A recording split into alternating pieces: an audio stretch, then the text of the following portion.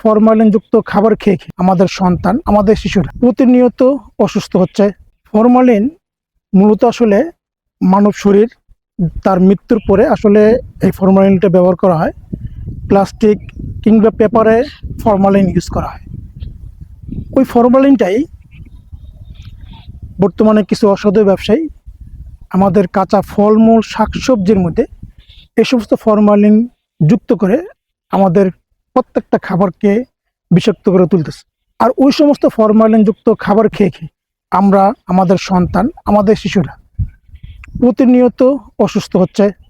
যদি ICDDRB, Dhaka medical college, PG hospital সহ বিভিন্ন চিকিৎসকগণ বলতেছিলেন অতিরিক্ত ফরমালিন খাওয়ার ফলে শরীরের গুরুত্বপূর্ণ অর্গান অর্থাৎ লিভার, কিডনি, পাকস্থলী সহ বড় বড় সমস্যাগুলো এখান থেকে শুরু হয়।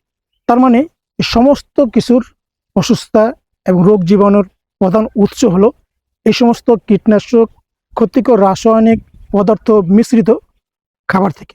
বর্তমানে আধুনিক সময় আমেরিকান টেকনোলজির ওজন প্রযুক্তির মাধ্যমে একটি ডিভাইস তৈরি করা হয়েছে।